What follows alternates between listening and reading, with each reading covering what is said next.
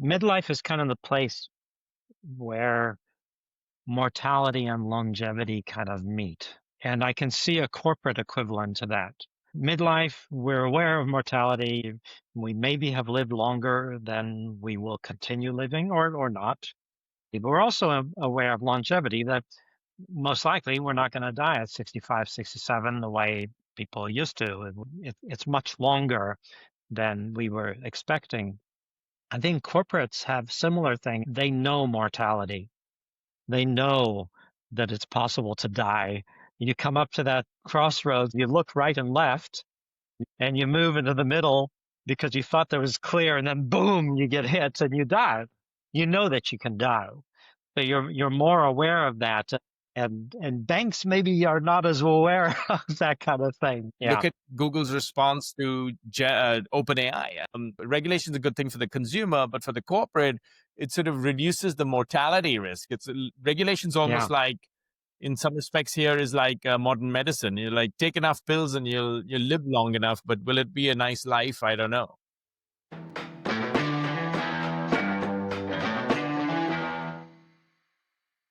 Welcome back to A to Z Fintech, where we decode the big shifts shaping money, technology, and everything in between. I'm Aman, and today's episode is both personal and corporate. Midlife, the 100-year career. Why we wait for a crisis before we reinvent, and what happens when both people and companies stare down their second act. My guest today is Aneace Haddad, born in Austin, Texas, raised across the world from Baghdad to Boulder and Tripoli. He was fluent in French before he was even 20. His global upbringing set the stage for a life of reinvention, pioneering fintech in France before the word even existed, leading a tech company as a CEO, and also now guiding C-suite leaders across Asia through a profound midlife transformation. He's the author of 2 books, The Eagle That Drank the Hummingbird Nectar. Definitely, Aneace, nobody can copy that title. It's a fable about leadership and renewal, and then soaring beyond midlife, which reframes the second half of life as the time when new leadership superpowers naturally emerge. So we're going to talk a little bit about that. Aneace, welcome to A to Z. Thank you, Aman. Very much looking forward to this. So Aneace, you grew up between Texas and Iraq, built your career in finance, and now you coach leaders in Singapore. That's a global upbringing most people can't even imagine. Did it make you more adaptable, or just is it because you were more restless? I was a kid, so it wasn't my choice. I chose all were your that. parents more adaptable or more restless? Yeah. So my father's from Iraq. My mother's American. Her family grew up in Texas, Oklahoma. My father came over from Baghdad for his master's and then his PhD. He was a university math professor. So we grew up living pretty much in university towns. So Austin is a university town, Boulder, Colorado University, Tripoli, he was there teaching at the university there. Baghdad, he was teaching. Really, to your question, I think growing up in that very mixed background, I was a third culture kid before we had a word for third culture kids. Yeah. And I just grew up thinking I was weird and I wanted to be like everybody else and couldn't fit in anywhere. And then now we know third culture kids. We have a term for it. We know the patterns that emerge with third culture kids. They have more in common with each other, even if their backgrounds are completely different. And so we know that today. But when I was growing up, it was just weird. I think it made me, I think that if I hadn't gone through that, I would be a really crusty old man, really stuck in my ways. I think that kind of background helps. I'm not sure about the resilience part, but adaptability and open to new ideas and aware that the ideas you have might not be the same ideas as everybody else. And I think that just comes in naturally when you're really young in that environment. I didn't do it on purpose again. It came. No, but your life is like a poster, as you said, a poster for TCK, as they call it now, or they did when Yeah, I was trying to be a third culture kid, and globalization itself. But your own career has gone through quite a few reinventions. You sold your own company, you pivoted into coaching, you moved geographies. So yeah, with credit to your parents, you kind of continued that life that you started with them, not necessarily as a university professor, but a purveyor yeah. of fintech. Well, because it was the most comfortable environment for me, being surrounded by people that are different. That's what I grew up with. In Tripoli, I was there from 10 to 17. And instead of going to the American school, we went to the French school. Again, a choice my parents made that I hated them for at the beginning. And then later it really became a big part of my identity. Today I identify more as French than American. And throughout my adult life, I've always sought to be in those kinds of very mixed environments because it's most comfortable to me. An environment where I'm in the minority, not a majority. So if I go back to the US where my passport is from, it feels very strange because I'm foreign to a lot of people, although on Yeah. paper I'm not. Everywhere else I'm foreign on paper and in reality, and it's just kind of what I'm used to. So I like being a minority. Yeah, we're very similar that way. There's a lot of people who love to pigeonhole you, and I just love when somebody can't pigeonhole me. Yeah. It's a sort of a weird kind of happiness I get when somebody's struggling to saying you are one of those kind of people, right? Whether it's professional or I'm Yeah. like, not really, but if it makes you comfortable, I'll do How that. do you Yeah. respond to the question, where are you from? It depends on two ways. It's a really good question. I have two answers. One is, it's sort of like depends on whether a person, like whether they want a nuanced answer, they want a quick answer. Yeah. So Yeah. if the quick answer is I'm Indian, I was born in the UK, studied in the US, and I now and lived all over the world. That's the quick But answer. the more nuanced but there's a more nuanced answer which I give. I went to business school in France. That's something we share in common, a French connection. And I was at INSEAD where I have to tell you, there's a story. I had this Belgian flatmate of mine, and one evening he came to me and he said, so INSEAD's filled with people like us, Yeah. where it's kind of like the X-Men. You go there and you feel normal as a TCK. But like he came to me one night and he was like, we were having a drink and he was like, man, I got to confess to you, I feel really like I feel very inadequate. I said, what do you mean? And he's like, I've just got one passport. I speak three languages. I only got one passport, speak three languages, and I don't feel I'm good enough. And I was like, oh, it'll be all right. He subsequently lived in a couple of places and made amends. So yeah, that's sorry. Long answer to your short question. It's a hard question. It's a hard question to answer. And I always cringe when someone asks where you're from because they're trying to pigeonhole you. You know that they're trying to understand who you are through a filter that you reject 100%. And it's like no answer that I give you is going to satisfy because it's a question Yeah. for pigeonholing. Where are you from? Well, this kind of relates to your career and mine in fintech because now there's a term for it, but back then, There was no you term know, when I created my people company. used to ask, Yeah, "Yeah, are you in finance or you in technology?" And you're like, "Actually, both." yeah, So you're like, "How could that be?" yeah, Now yeah, it's norm. yeah. Yeah, we were Pretty cool. creating, and then so that was the company I started in France, in the south of France, payment software. So our technology was for EMV chip migration when all the banks were moving their credit cards to chip. And we had Yeah, value added services that we built into the chip. And nobody could figure out where to place us. Were we payment systems and the people in the bank stuff that were the Ingenicos, Veriphones, and all those people creating yeah, the payment terminals? They would tell us, "You're not a payment system. You're marketing." And we're going, no, but we're actually payment because we're encompassing the whole payment transaction, and it's happening while you're using your credit card or debit card. And so these nomenclatures are really strange. And then later, Did you fintech find came it out. hard to sell?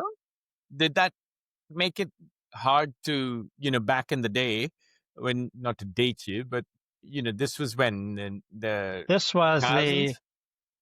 mid 90s to mid 2000s, back when EMV was really taking off. I've So actually loved that. this is the era of, you don't get fired for picking IBM, and there you are, an Yeah. upstart, right?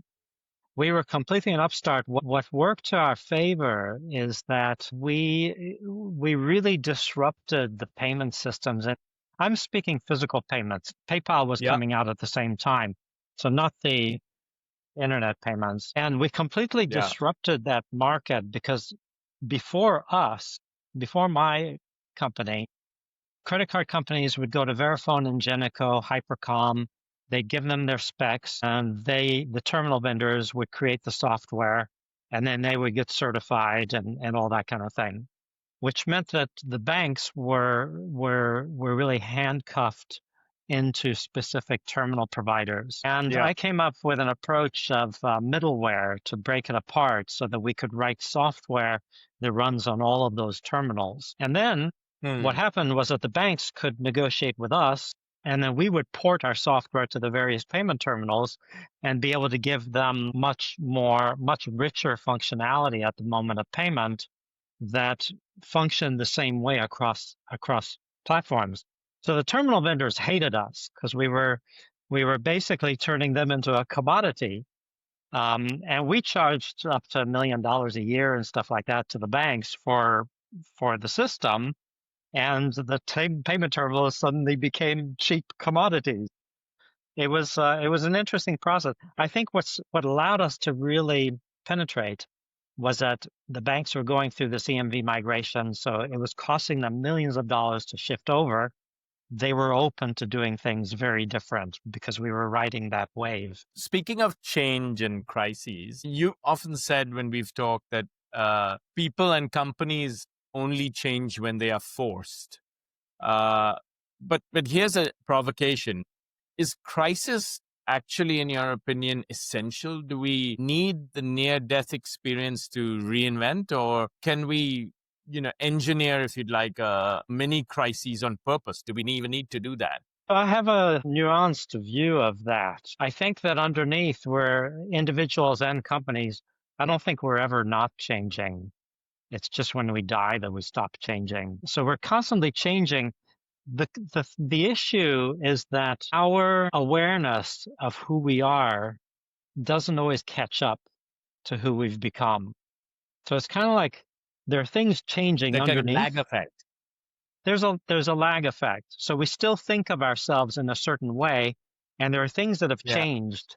And then all of a sudden, Yeah. something happens that really disrupts us. And then we realize, actually, we've changed a lot, but we're still holding on to who we were before. And it turns it into a crisis. If we're more aware of how we're changing, and it's very hard what I'm describing, but if we're more aware Yeah. of how we're changing all the time, I don't think the crisis is as important. The crisis is kind of it's a break in transparency. It's kind of like when you're driving your car, you're not thinking about the engine. You're not thinking about how it all works and everything like that. As soon as something breaks down in the engine or something breaks down in the car, all of a sudden you're aware of the car. And that's a break in transparency. So there's some crisis that's happened, and then you're aware of the engine. The rest of the time, you're not even thinking about it. You're just driving. Yeah, I love similar to that. I always your teeth, right? You take them for granted. They work for you all day until one of Until, them, yeah, are gonna bowl or you your never think yeah, then about it your teeth. brings you to a standstill. Yeah. Um, one of the phrases I loved that when on our many walks that you've talked about is the phrase "Nobody died. Let's go get a pizza." Yeah. What's that? I can't remember who exactly I heard that from, but it's basically, I think it's something that really emerges big time at midlife, people in their 40s and 50s, executives. When you're a little bit younger and a project crashes and fails and burns and all that, it feels like death and it feels really horrible. And then you have somebody go, okay, come on. Nobody died. Let's get pizza and let's move on. So it's like putting things in perspective that, yeah, it was a big, it was a big catastrophe. It's a big failure. But in the scheme of things, we're still alive. We're still moving. Let's lick our wounds and move on from it. So, Aneace, we're talking about an individual, hugely powerful analogies there. What about a corporate? If you're the CEO and you've been the CEO of a company, if you're the CEO of a company, that's been around 10 years, do you need to engineer or manufacture a corporate midlife crisis for the company? Almost like a planned fire drill before Wall Street hands you one? Or do you sort of, roll up? What's your thinking around that? Wow, those kinds of questions are really hard. That's what we And specialize in here at A to Z, yeah, asking you hard, non-obvious questions. Sorry, a little plug while you gather your thoughts. it's the generalization aspect of that that makes it hard for me because every case obviously is different and there's a lot of subtlety and nuance. But however, stepping back, Yeah, I think engineering a crisis, people see through it and they can smell it from far away, and people get resentful, and it's a dangerous thing to just kind of engineer a crisis. There's so many crises that happen all the time anyway. Might be more a question of recognizing the smaller crises that are occurring and that are changing the identity, like going back to the analogy earlier of we're constantly changing and growing, but it's a lag on how our perception of who we are catches up to who we've become. yeah. It's possible that rather than waiting for a big crisis for that to close that gap and to catch up with who we've become, there might be smaller ways that a CEO can point out, look, here's who we are now.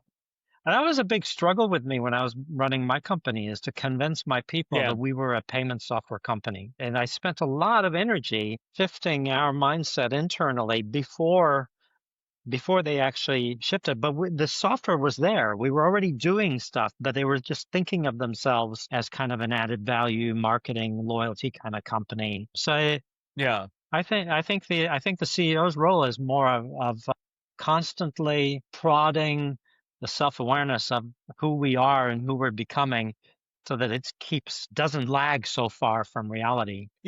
I forget which book of yours it was, or maybe one of our walks. You've talked about the three winds of change. Do you wanna touch on that? So that's in Soaring Beyond Midlife. That's part of the framework of Right. emergence at midlife. And my work on midlife is not the macro level work on midlife, looking at all human beings, how do we go through midlife health and all that kind of thing. It's really focused on senior executives, especially C-suite level, who are going through midlife. So it's a very narrow lens.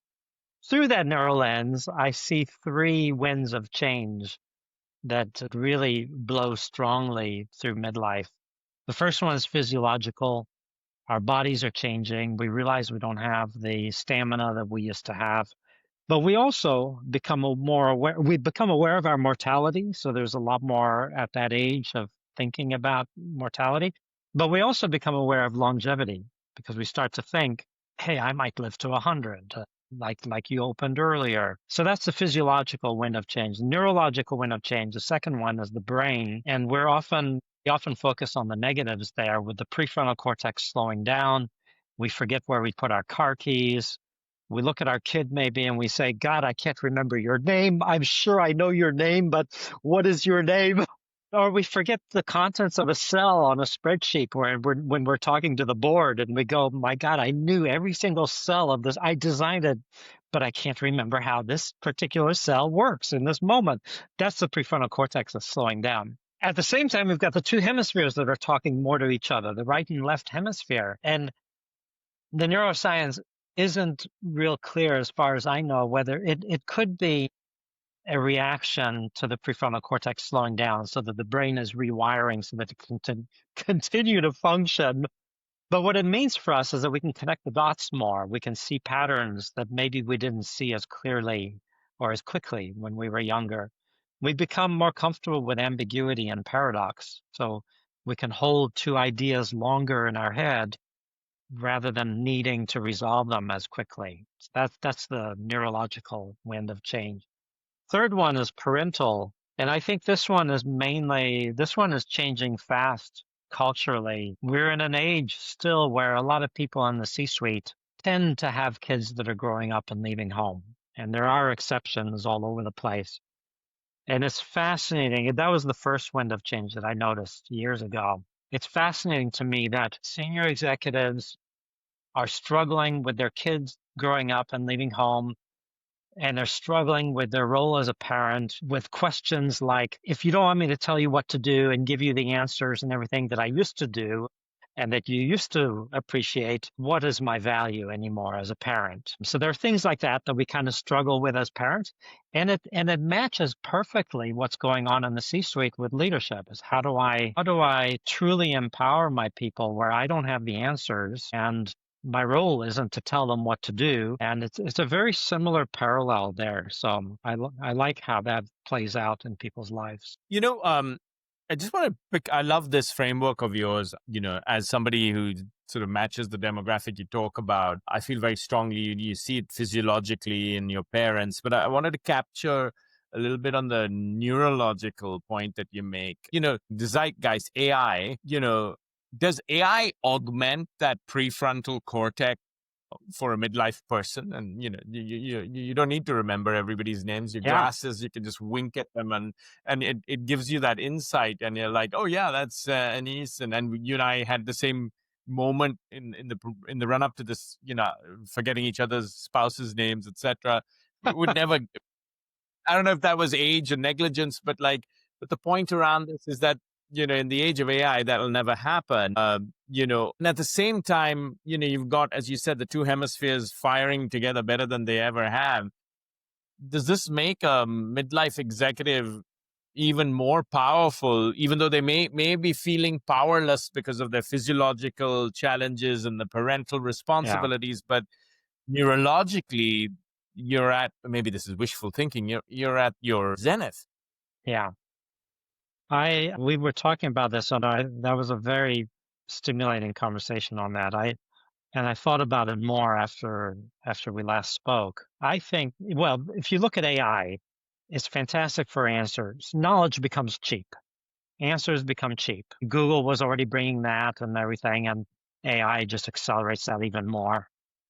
The real value, we see it now in prompt engineering. The real value is questions. What's the quality of the questions that we're asking, and how deep and big are the questions? We were brought up through school and everything, and early career or the first 20 years of the career, that if we need to have answers quickly, and if we don't have answers, we're lacking something. We're not fully functioning as executives. And then all of a sudden now we're moving in a different direction where the value is coming up with these really, really, Yeah, but I wonder, you've still got to be able to access those tools, right? Like, it's just like physiologically, if you don't take care of your body, you're not going to live that 100-year yeah, life. yeah, yeah, And neurologically, if you stop learning and stop yeah, being curious, you never access those tools. It actually frustrates me quite a lot to see, mid-level executives, or sorry, midlife executives, not sort of accessing that wealth of knowledge that's just out there. Just sort of like, you're like, I'm so busy, I've got all my physiological problems, my parental problems, I'm just not going to learn. And yeah, then you're kind of like in a slipstream downwards. yeah. Yeah, no, there are basic stuff to hold on to. Let's we've talked about the human quite a bit. Let's talk about the corporate being. Uh, there are actually not that many companies, or fewer companies today, that have got 100-year life themselves, let alone human beings. I've had the privilege of working for one or two of those. If a company has a midlife crisis, what does that look like? What's the corporate? Have you seen the corporate equivalent of buying a red Ferrari? Is that a metaverse deck? And talk to us about what that looks like. Yeah, I think your listeners, given the environment that they function in and the types of things you're interested in, I think they can visualize lots of company names when they think of a midlife crisis. Yeah, You mentioned they the may be red working for Ferrari. one of them. Yeah. They may be working for one. like, what's the red Ferrari? And I think that some of your listeners are already smiling and thinking, yeah, I can see a red Ferrari. Or breaking up a marriage and going for a younger spouse. You can see that too in a lot of companies. What So, other Aneace, midlife and I don't know if you have a Ferrari, but you may have some other experiences to recount there as well. and what else? The spiritual retreat. You have some people in midlife, they'll go down the spiritual angle and go down and do lots of retreats and yoga and things like that. And you'll have companies that do that kind of thing, and you can imagine them doing that. What people will go into extreme sports to feel more alive. So rather than the Ferrari, it might be a Harley Davidson. Get Yeah, into but rock I guess climbing. my question is, what's the corporate equivalent of that? When you look at different companies, how do you see companies behaving differently? Does that change? I In think you terms see of all of those. bureaucracy, over reliance on past glories. Yeah, I think you see all of these. I mean, you mentioned metaverse. I mean, Facebook going to Meta. It feels like a red Ferrari kind of a thing, redefining themselves. It's like searching for a new meaning. Who else recently that I heard about talking about WeWork, the Yeah. co-working space, and they got some wave pool. Uh, so it's another kind of feels like a red Ferrari kind of thing. The second marriage or younger spouse, you see a lot more of that one. You'll see Microsoft Or buying Microsoft Nokia. buying, yeah, Nokia, exactly. Yeah, that was a It was already interesting move. done. Apple was already done with the iPhone and everything, and Microsoft buying Nokia. It's got kind of that feel to it. If I take this back to what you said at the top of this session, is it's sort of being self-aware, right?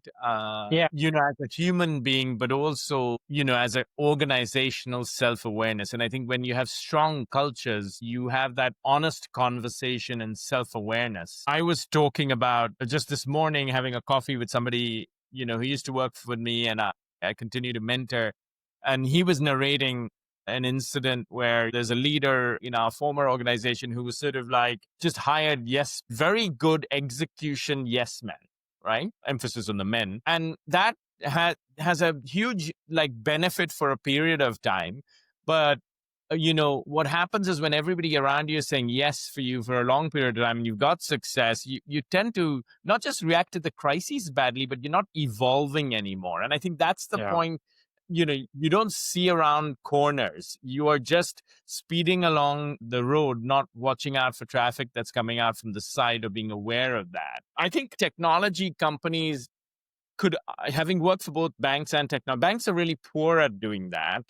It doesn't matter as much in banks because you're regulated. So, the regulator tells you what's around the corner.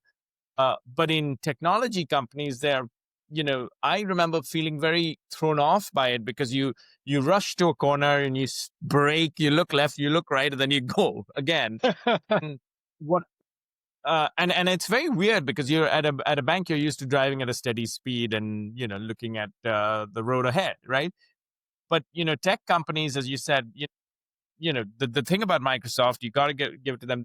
Ran to they bought the Nokia mobile. It didn't work, and in a couple of years, they exited and said, my bad, and they moved on. I remember that word, my bad. And you're like, and with the banking hat on, you're like, oh my god, so many people committed to this. Surely we could give it a couple more years. They're a little bit less emotional about sort of that. So I think that tech companies today are more efficient at their midlife crises than potentially financial institutions. Yeah. I love that Uh, you connected those up like that. One element, I mentioned the physiological wind of change, and one element of that, midlife is kind of the place where mortality and longevity kind of meet. And I can see a corporate equivalent to that. So midlife, we're aware of mortality. We maybe have lived longer than we will continue living or not, but we're aware of mortality. But we're also aware of longevity, that most likely we're not going to die at 65, 67 the way people used to. It's much longer than we were expecting. I think corporates have similar thing, and you just made a fantastic distinction between it. Tech companies. They know mortality. They know that it's possible that it's a die. It's a die. You come up to that crossroads that you just mentioned. You look right and left, and you move into the middle because you thought there was clear, and then boom, you get hit and you die. You know that you can die. So you're more aware of that. And banks maybe are not as aware of that kind of thing. It reminds me of it's a sort of this. You just reminded me of my granddad, who had a fantastic life, lived to 90, was in the British Indian Army, and I used to ask him, what was it like living, in World War II? He was in the middle of an action in World War II. He was posted in Burma, and he said something phenomenal. He said, honestly, we didn't think too much because you knew you could be dead tomorrow, so you live for today, and you maximized what you had, and you didn't over stress or overthink about consequences. And I think, sometimes maybe tech companies are, know that, for every Google, there's a Yahoo that got Yeah, blown up and it was invincible once upon a time. So you're like, shit, with lack of regulation, somebody can come from nowhere and take me out. Look yeah, at Google's response to OpenAI. I think that, having that more, less regulation also could, is a good thing for regulation is a good thing for the consumer, but for the corporate, it sort of reduces the mortality risk. Regulation's yeah. almost like, in some respects, here is like modern medicine. You like take enough pills and you'll live long enough, but will it be a nice life? I don't know. Life support. We've seen lots and lots of financial institutions under life support. Too big to fail and all that stuff. It's Yeah. fascinating looking at it, that distinction. I hadn't really thought about the distinction until you just brought it up now. It's almost like tech companies would benefit by adding awareness of longevity onto their awareness of mortality. They already have the awareness of mortality. It drives them, it produces good stuff. But if they can augment that with a greater awareness of potential longevity, maybe they can avoid some of the stupid mistakes like buying a red Ferrari or a Harley Davidson or something like that. And maybe banks have an opportunity to augment their sense of longevity with some kind of mortality sense. One of the just I want to go to talk about what we set out at the 100-year career. You've said something to me that stuck with me recently, really massively, saying the first person to live to 150 is probably alive today, is born and alive today. That also means that a 100-year career is definitely, whether it's my children or somebody who's just born, they're definitely going to need to think about one long 100-year arc instead of that sort of classic three-stage life of learning, earning, and retiring. How do you see this multi-stage career, sabbaticals, reinvention? Love to get your sort of like view on, given you've written a book or two about this, about that 100-year arc or career. I never came up with this. Thank you for attributing it to me. But I've, there's a lot out there now on the probability that the first person to live to 150 is probably not just born, but is probably starting their first job right now. These are the kinds of Possibly, you're things that right. Yeah. this is the Yeah. kind of thing that I'm hearing now. What struck, Actually, some politicians think they're going to live to that as well if yeah, you follow news. yeah, there was, at my stepson's elementary school, he's 18 now, but 10 years ago, we were going to a parent teachers meeting, and we walked past a classroom that had a big bulletin board outside that says, and I've put this picture up on LinkedIn. It says, what will I be at 100? Or what would I be doing at Yeah. 100? And the kids all had their stuff up on the board. Some of them were kind of serious. Some of them were silly. Someone said, I'll be dead. Another person said, I'll be a rock star. But what really struck me was that in their brains, their minds were programmed now to look at their lives as probably going to 100 and probably being active at 100. And I realized that my aha moment right then was that the unspoken bulletin board of the world I grew up in is what you described. You go to Yeah. school, you go to work, you retire at 65, and then you die. I, It I doesn't I fit remember anymore. this thing your son. Yeah, I remember what your son went through when I was in school. I mean, several decades ago. You were like, "What are you gonna be when you grow up?" And by that, they meant by the time you're 30 or 40, right? Like, Yeah, yeah, Alexander had conquered the whole world and died by the time he was, yeah. 30. What are you gonna do? There was a, there was a, there was a lot more pressure get there, which I think there is less today, right? Well, it's almost become a joke because there's so many people I've heard our age. I'm older than you, but your age, my age, saying things like, I still Yeah, don't know what I want to do when I grow up. It's there. But I don't think the young people, I'm not sure that conversation really holds anymore because it's like, what are you going to do when you grow up? It's when you unpack these things that we say, what are you going to do when you yeah, grow up? It implies you're going to do one thing.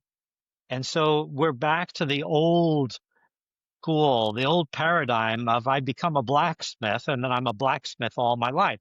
My last name, Haddad, means blacksmith because I had a grandfather and a great grandfather who were both black.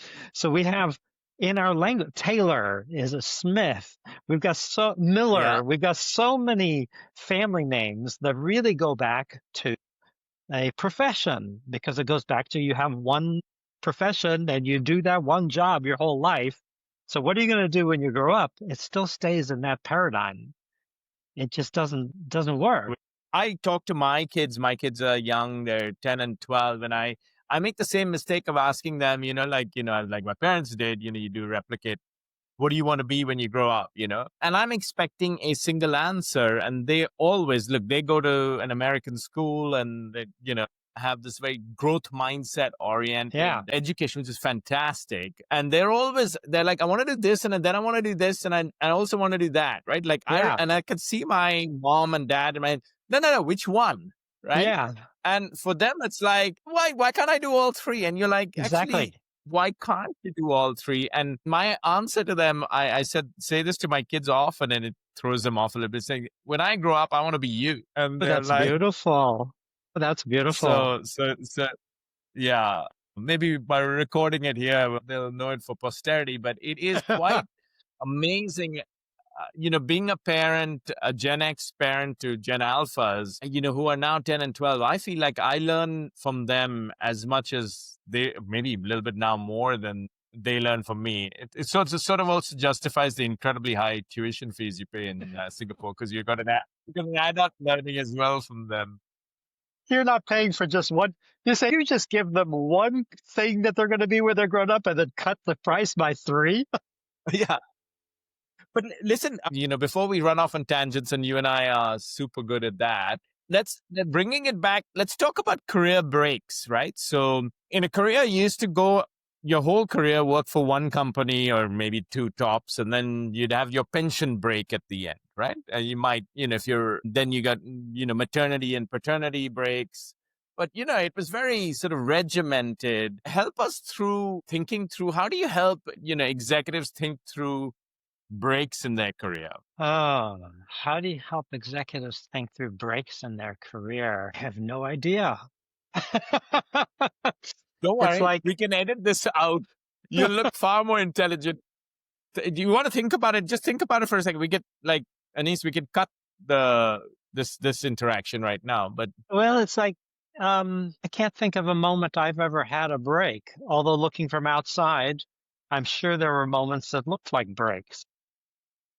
I'll give you a little bit of what. So let me give you my thoughts around it a little bit because I've had one. I'm in one right now to some extent.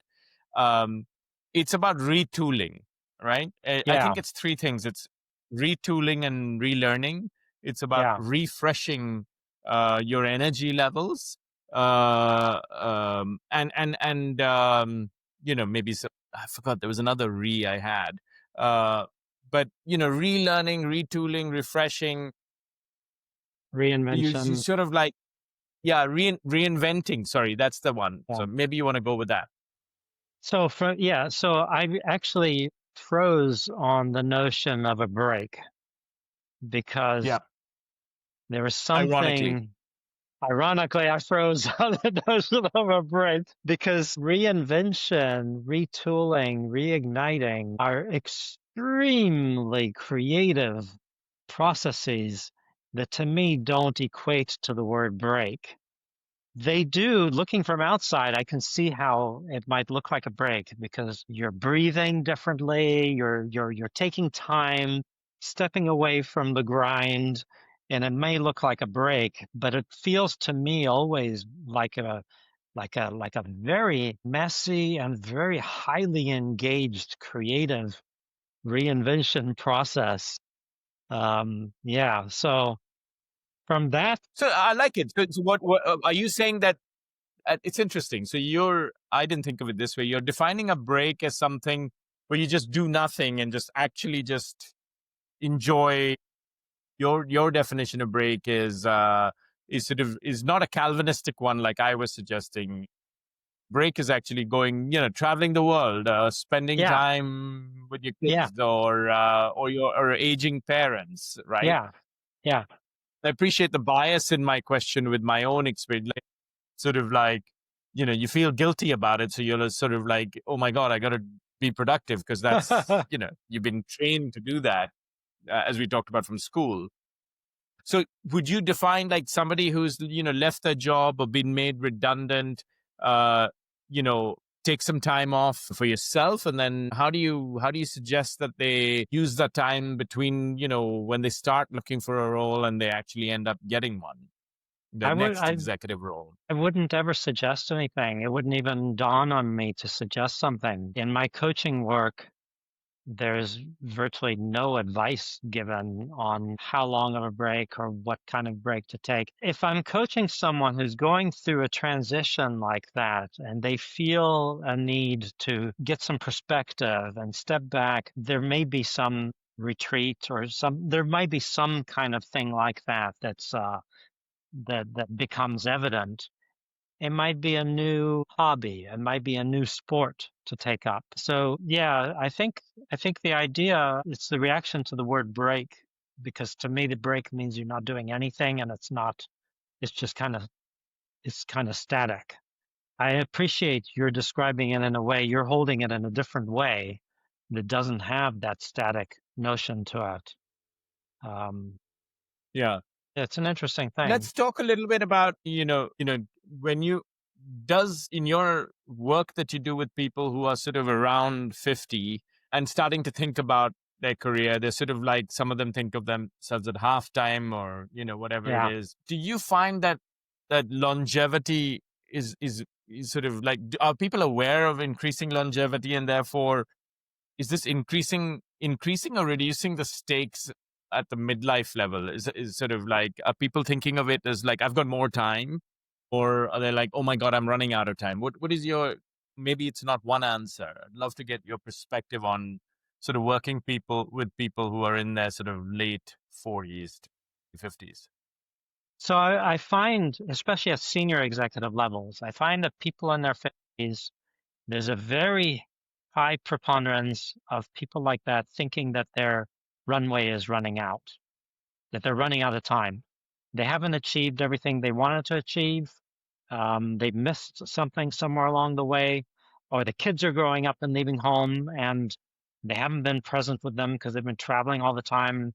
And there's this sense of, oh my God, my runway is running out. I'm running out of time. And the brain starts to really focus, and there's this kind of rigid look at the future. And the conversation then often opens up by exploring this longevity. So there's so many times coaching someone in their mid 50s, they're talking about they're getting near the end. They've only got another 5, 7 years to go. They really need to make Yeah. this last and they need to make it count.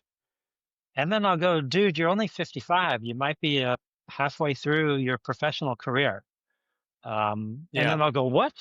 What does that mean? And then reframing it like that allows them to kind of relax their brains so that they're not looking at things in that very rigid, fixed manner. And relaxing allows them to see options of stuff that they might not have seen before.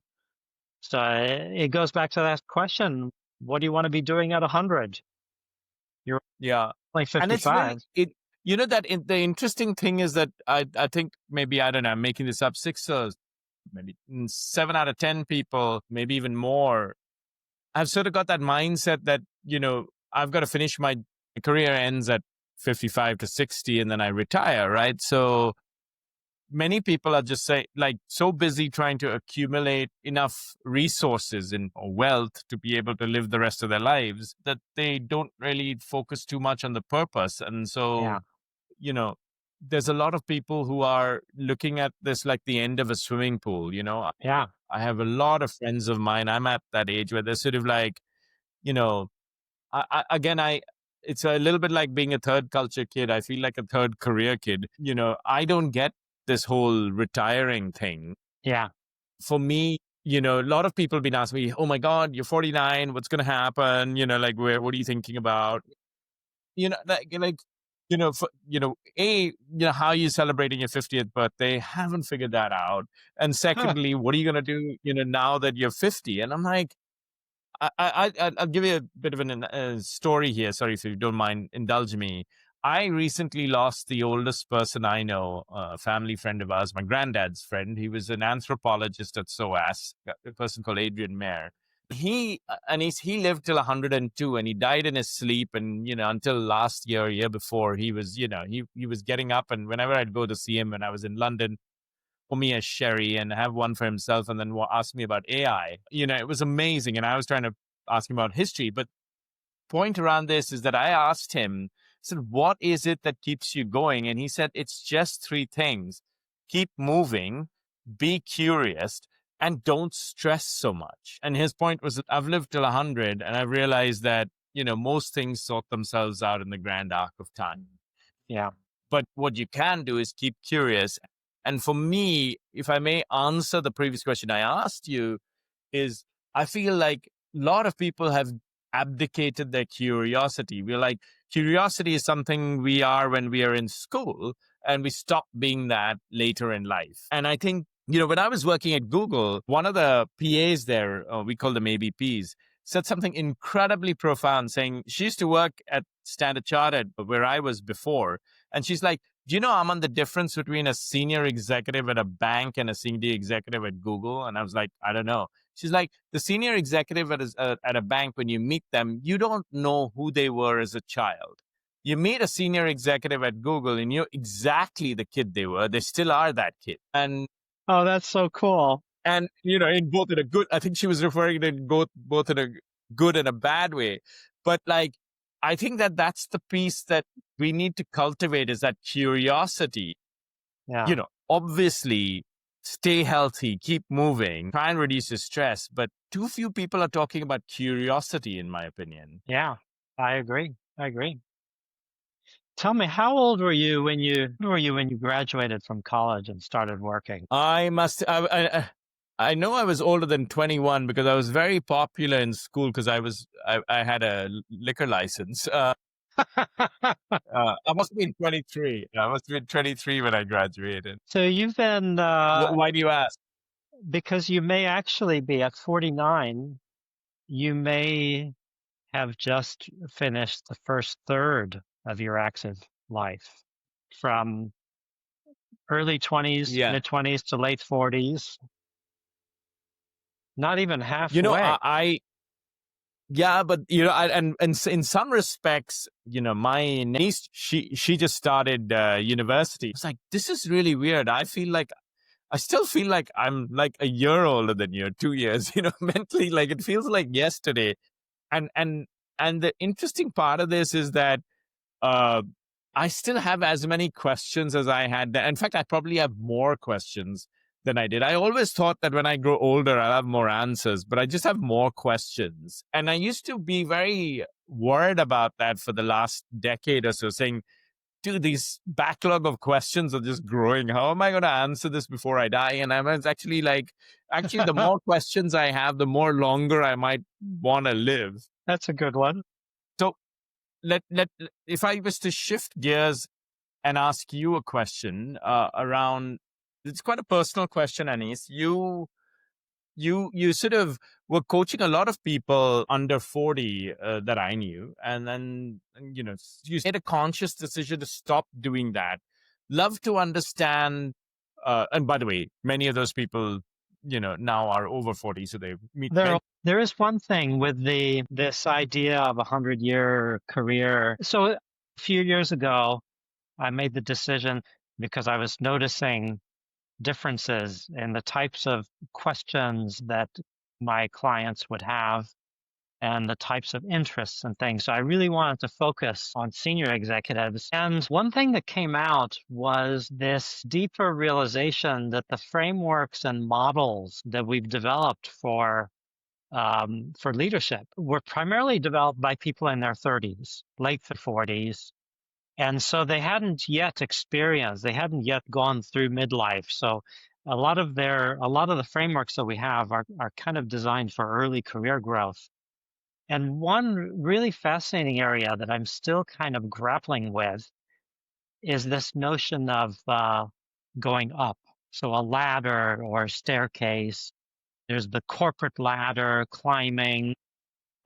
Jim Collins, he's got the 5 levels of leadership, where the top level of leadership is humility and iron will.